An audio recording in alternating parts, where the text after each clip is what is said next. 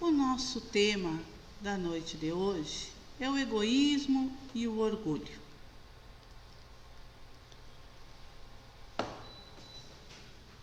Eu proporia uma reflexão, se os senhores e as senhoras me permitem. Já pensaram por que estamos aqui no planeta? Por que estamos aqui? Somos seres vivos.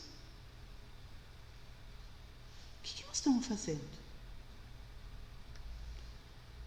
Qual é o sentido da nossa vida? Já pensaram sobre isso? Que sentido a minha vida tem? Qual é a proposta da minha existência? Já pensaram sobre isso? A natureza, ela é tão perfeita, né? Se a gente observar, a macieira sempre dá maçã, né? Nunca vi ela dar laranja. A laranjeira sempre dá laranja. Nunca vi ela dar morangos. Ela é tão perfeita. E essa perfeição mostra uma inteligência. Tem uma programação na natureza, não tem? Ela tem toda uma lógica. Os seus ciclos.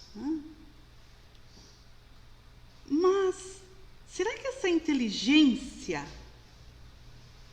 não tem um projeto para nós também? Tem para a macieira, para a laranjeira, para os pássaros, para as serpentes, para os peixes, para a água, para as árvores. São seres vivos. Até para as rochas. Essa inteligência não tem um projeto que nos toca também? Estamos imersos nesse mesmo ambiente natural?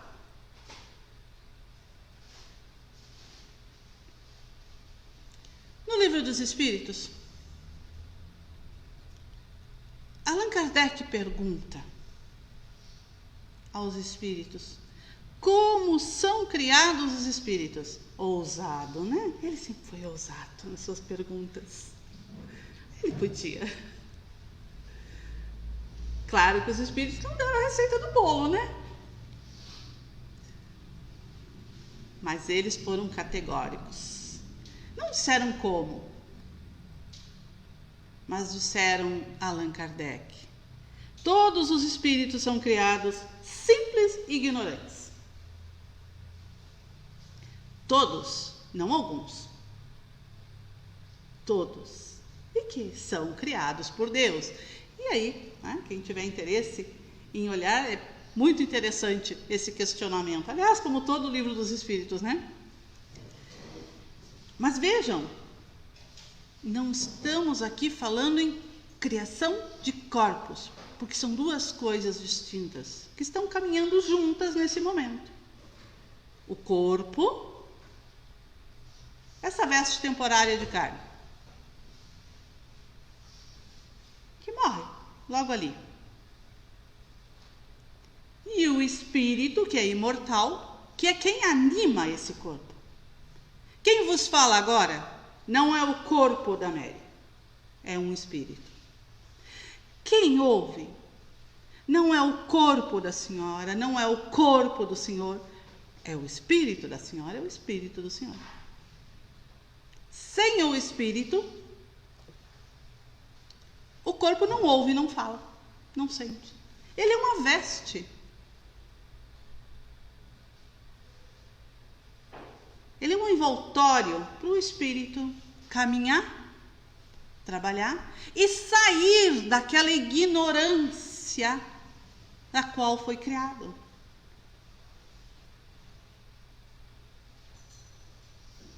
Sair daquela simplicidade da sua criação. Galgar outras etapas evolutivas. Mas de que forma? Na diversidade que nós encontramos no planeta. De raças. Os nossos irmãos índios são espíritos. Os nossos irmãos negros são espíritos.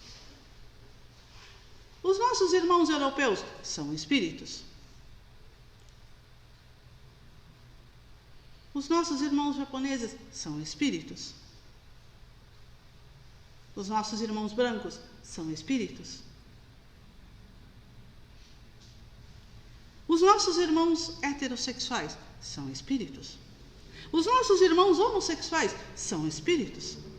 Os nossos irmãos transgêneros são espíritos.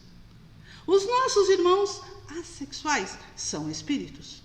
Os nossos irmãos pansexuais são espíritos. Vejam que nós usamos vários termos diferenciando os corpos, mas todos são espíritos. A essência de todos é espiritual. E a raça, o gênero, a profissão, a altura, a cor dos olhos, o formato do cabelo, isso é do corpo e é transitório. Mas o que a gente faz aqui? Por que nós estamos aqui como espíritos nessas diversas posições na matéria? Pois a gente criou um problema para nós mesmos, porque a gente nunca cria problema para os outros. É que fomos criados simples e ignorantes, com numa proposta evolutiva. E aí nós resolvemos trilhar o caminho da fraqueza. E nesse caminho da fraqueza, nós nos sustentamos sobre o egoísmo, sobre o orgulho, sobre a vaidade, nós nos iludimos. E estamos aqui na Terra, neste ambiente, para superarmos essas fraquezas. Nós temos que superar isso, meus irmãos. Por amor a nós próprios. Por amor à sociedade onde estamos inseridos. Por gratidão à insistência do nosso irmão Jesus, que veio e nos mostrou que é um modelo de um espírito evoluído. Por gratidão à criação. Fomos criados por Deus. Mas o egoísmo e o orgulho, como é que isso aí se instaurou em nós? Porque nós não fomos criados egoístas e orgulhosos. Nós não fomos criados. Isso não faz parte da criação de Deus. Nós nos tornamos por livre vontade, por escolha. Mas como que isso aconteceu conosco? Como é que a gente se desviou nessa trajetória desse jeito? O egoísmo e o orgulho, eles têm origem no instinto de conservação que teve uma utilidade nas nossas outras encarnações, ali quando estávamos lá no primitivismo. Ele teve uma utilidade no devido tempo. Nós precisávamos sobreviver em meio ao primitivismo. E o instinto de conservação é o que nos permitia, né? Sobreviver. Só que nós não somos mais, nós não estamos mais num meio primitivo. Vejamos ao redor. Então nós não precisamos mais deste instinto de conservação exacerbado. Mas a cabeça da gente parece que está lá, no passado, em outras vidas. E aí, nós que acabamos, alimentando algo que não necessitamos mais, porque mudamos, a Terra não parece, mas ela evoluiu. Vamos pensar lá nos primórdios, primitivismo da humanidade. A Terra evoluiu. E algumas coisas não evoluíram dentro de nós. E é isso que nós estamos fazendo aqui. Ninguém evolui porque lê um livro. Ninguém evolui porque ouve uma palestra. Nós evoluímos quando nós internalizamos o conhecimento, fizemos a reflexão e pá, fizemos a mudança. Mas o que é esse tal desse egoísmo? Esse egoísmo é um amor exagerado aos próprios interesses. É um exclusivismo que leva uma pessoa a se tornar como uma referência de tudo. Eu sou mais importante. É para mim. Existe também o egoísmo de grupos. Em diversas instituições, em diversas situações, até os nacionalismos exacerbados, só o meu país interessa, o outro país que morra todo mundo. Isso é um egoísmo de grupo. Só minha casa espírita interessa, os católicos que se virem. Ou até as outras casas espíritas que se virem. Isso é um egoísmo de grupo, quando é exclusivismo. Nós somos seres, agora, no momento que nós estamos vivendo, nós somos seres sociais. Lá no primitivismo, nós éramos seres individuais, cada um lutando para ficar vivo naquela selva. E isso foram nossas outras encarnações, nós não estamos mais lá. Agora nós somos seres sociais. Para sobreviver, nós precisamos ter essa convivência em sociedade. E aí o egoísmo não cabe mais. Esse exclusivismo. E o orgulho? Ele é muito atrelado ao egoísmo. Porque como eu sou exclusivista, eu sou importante, o meu grupo é o importante, aí gera esse outro sentimento que é assim, é porque eu sou mais importante, né? O meu grupo é mais importante que os outros. Então nós nos auto-justificamos numa importância exacerbada e no exclusivismo. E aí, o orgulho e o egoísmo, eles são os geradores, e posso afirmar com toda certeza, de todos os conflitos que nós temos sobre o planeta. Todos são baseados no egoísmo e no orgulho. As guerras, os sofrimentos, o preconceito, os assassinatos, as disputas de poder, as intrigas, a inveja, tudo que tem de ruim nesse planeta hoje começa com o egoísmo e o orgulho dentro de nós. Tanto que no Evangelho, segundo o Espiritismo, os Espíritos nos dizem que o egoísmo é uma chaga da humanidade, que tem que desaparecer. Enquanto ele não desaparecer, nós não vamos transitar entre nós como seres sociais. Nós não vamos ter uma rede de relações sadia. Porque hoje nós nos auto-justificamos. Fui lá, peguei o dinheiro de Beltrano. Porque a minha família é mais importante, eu sou melhor que a família dele. Minha família tem que sobreviver, a família dele não precisa sobreviver. Não é assim que muitos têm agido no nosso planeta, neste momento?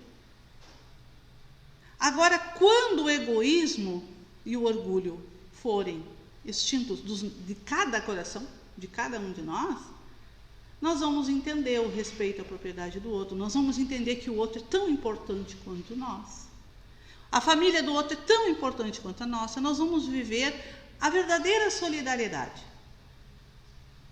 Nós vamos viver a verdadeira caridade, a doação ao outro, o amparo ao outro, ser amparado.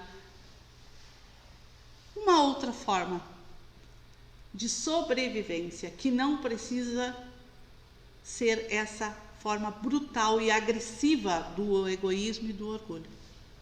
Existem outras formas de nos relacionarmos para que possamos caminhar sobre a Terra. E aí essas tristezas, esses sofrimentos, essa violência de toda a ordem não vão mais existir. E é para isso que a Terra ruma. A Terra ruma para um mundo de regeneração. E é para isso que nós estamos aqui. Nós estamos aqui para mexer com essas questões dentro de nós, porque não adianta dizer, o meu vizinho não tem que deixar de ser egoísta. O fulano tem... Não, cada um tem que fazer isso dentro de si. Se cada um fizer isso dentro de si, está tudo organizado. Porque para Deus, que é o nosso Criador, não existe hierarquia entre nós. Um é mais preferido dele do que o outro. Isso é coisa de egoísta, de orgulhoso. Isso é coisa nossa, né? Para Deus somos todos iguais. E há uma aposta em todos nós de crescimento. De forma igual. Eu gostaria de vos trazer uma história desse livro, Contos dessa e da Outra Vida, que foi ditado pelo irmão X, que nós sabemos que é Humberto de Campos, né? Ao nosso querido Chico Xavier. Humberto de Campos conta que ali, no auge da Segunda Guerra Mundial, ele estava desencarnado no plano espiritual e ele foi levado por um instrutor até um espaço onde tinha uma tela cinematográfica e o instrutor disse que eles iam passar um documentário de algo que tinha acontecido aqui na Terra. E ele foi até lá assistir. Então, a cena se passa em plena Segunda Guerra Mundial. E lá, eles viam uma agitação numa cidade que fica num país da Europa. Ele não cita a cidade, os espíritos que já têm alguma compreensão, eles não gostam de falar o lugar, a pessoa, porque preservam, né? Só diz que era na Europa, uma cidade da Europa. E nos dá o período. Clima de guerra. Militares desfilando pela rua, imponentes, né? Sentindo-se, né, valorosos, poderosos, orgulhosos, né?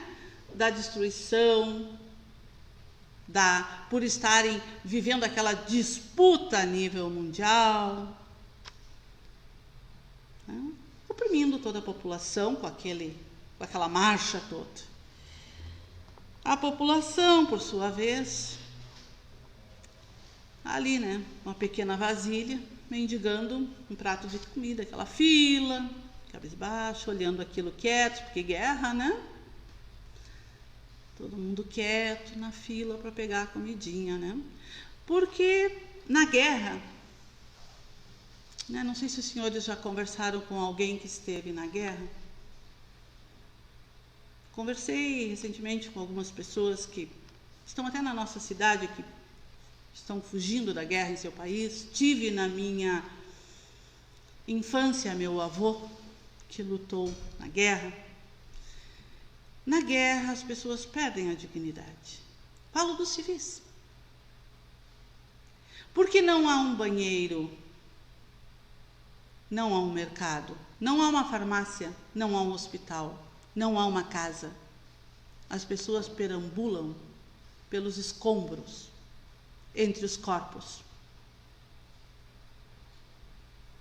Disputam espaço com os urubus.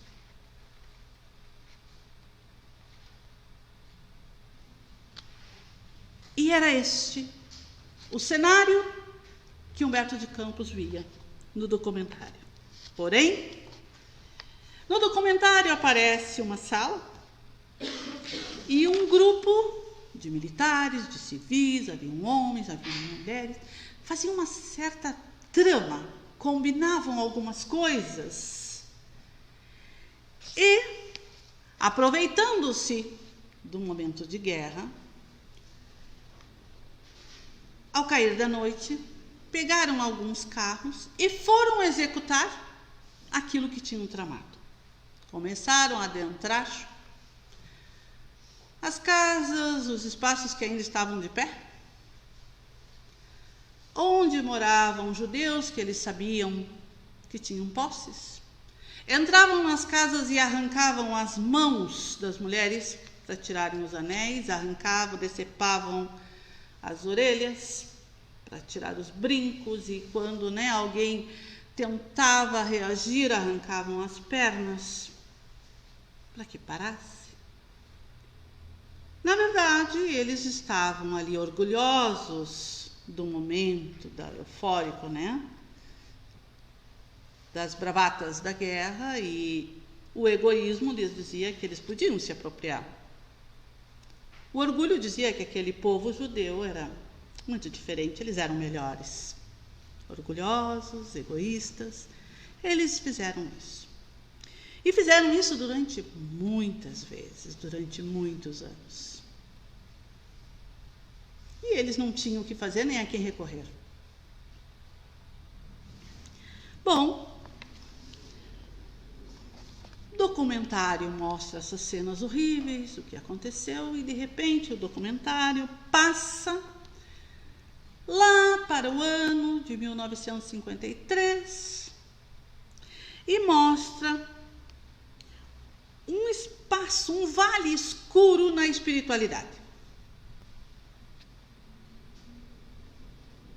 E ele, Humberto de Campos, percebe que aquelas pessoas naquele vale escuro na espiritualidade ficavam desordenadas, desgovernadas de um lado para o outro, e umas não tinham a perna, outra não tinha a mão, outra não tinha a orelha, e aquela multidão perdida em sofrimento.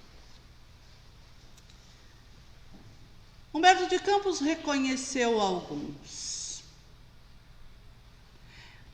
Aqueles que tramaram, que cortaram as orelhas, cortaram as pernas, alguns estavam desencarnados e já estavam nesse vale.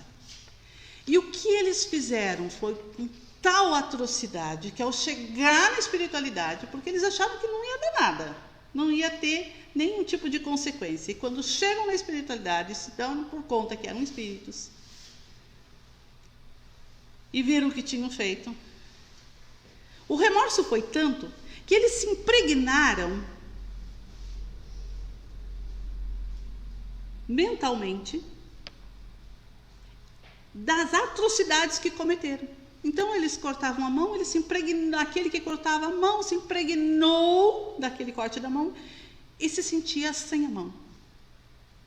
E assim sucessivamente. Eram eles, impregnados pela própria atitude, repetindo ali aquilo que tinham feito sofrer.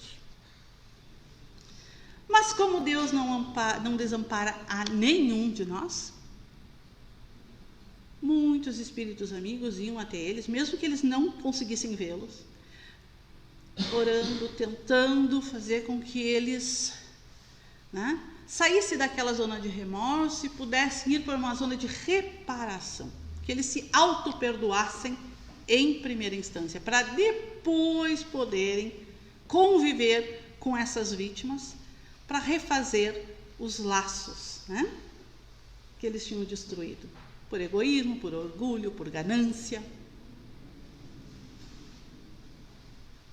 E eis que de tanta oração e de tanto trabalho da espiritualidade maior, nossos irmãos começam a reencarnar. Muitos na Europa, alguns pelo resto do planeta. São as vítimas da talidomida. Talidomida acometeu muitas crianças com aquela má formação genética, as crianças que nasciam, né, sem a mãozinha, ou com aquela mãozinha pequena, ou o pé, enfim, né, uma má formação no corpo físico. Foi atribuída a um medicamento que era dado às mulheres grávidas, né, ali na década de 60, né, por ali, 70, para evitar as náuseas, que depois até foi retirado, né, do mercado. Os laboratórios chegaram à conclusão que era o remédio. Não era o remédio. O remédio foi uma forma de justificar a talidomida. Reencarnaram, então, com uma deficiência física, tal qual a que tinham imposto aquelas criaturas. Um primeiro momento de reajuste para consigo próprio. No segundo momento, outras encarnações, dessa vez junto a esses espíritos que tinham prejudicado, como irmãos, como vizinhos, como filhos, como pais, para refazerem aquele laço e tirarem aquele sentimento de horror que aqueles judeus tinham daquele grupo de pessoas. Para que se instaurasse um processo amoroso e afetuoso entre eles. Porque é assim que nós progredimos. Através da lei de causa e efeito. Teve uma causa, mas tem uma consequência, que é o efeito, nessa vida ou em uma outra. Não por castigo, mas para que possamos refazer as dificuldades. São oportunidades para refazer, para reajustar aquilo que estamos fazendo errado, ou nessa encarnação, ou em uma outra. Para que deixemos de ser egoístas, orgulhosos, para entender que não somos exclusivos. Não somos os melhores, mas nós somos iguais, no mesmo patamar.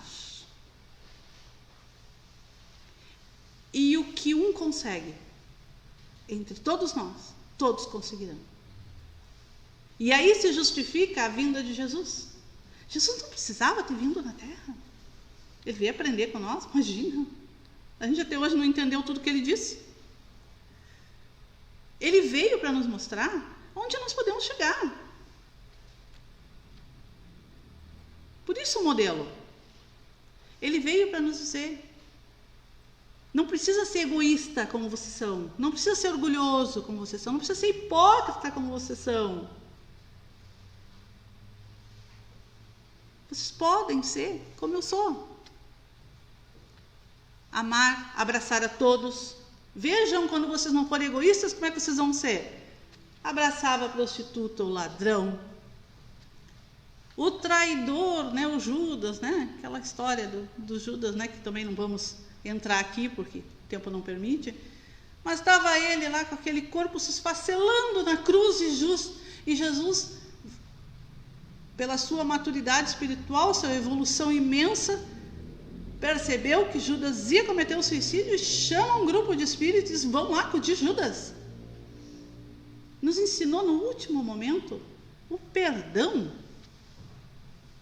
Quando ele olha aquela multidão ali, cantando feliz, vociferando, né? Comemorando aquele corpo que se esfacelava, ele olha para Deus e diz: ai, perdoa-os, eles não sabem o que fazem. Isso é uma pessoa sem egoísmo, isso é um espírito sem egoísmo, isso é um espírito que não se sente maior do que os outros, melhor do que os outros. Então, meus irmãos, que nós possamos sair daqui hoje respondendo aquelas perguntas iniciais, intimamente. Por que eu estou aqui? Qual é o sentido da minha vida? Qual é a proposta da minha existência? Qual é o projeto de Deus para mim?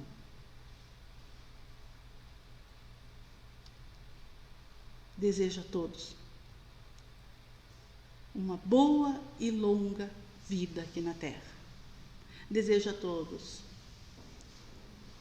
um reencontro consigo mesmo, com suas boas experiências, com seu lado mais saudável na espiritualidade. Desejo a todos que se amem tanto quanto Jesus nos amou. E que ao sairmos daqui da Terra, quando o corpo físico ficar no túmulo, que nossas mãos que chegaram aqui nessa existência, trazendo o egoísmo e o orgulho, levem a caridade e o amor pela humanidade. Então, neste momento, meus irmãos, vos convido para mais uma vez elevarmos o nosso pensamento à espiritualidade maior. A prece é a conexão direta com os bons espíritos. Recebemos tanto e por isso temos tanto a agradecer. Agradecer o corpo que nos foi emprestado nessa e em outras encarnações. Agradecer o espaço que nos foi dado para progredir. Agradecer o conhecimento. Agradecer por conhecer a doutrina espírita, que mudou completamente o rumo das nossas existências. E se tivermos que pedir, que peçamos paz para a humanidade, que peçamos conforto aos que sofrem, que peçamos perseverança no bem em todos os momentos, agradecendo aos espíritos amigos que com certeza estiveram e estarão conosco até o retorno aos nossos lares. Encerramos essa primeira parte, que assim seja.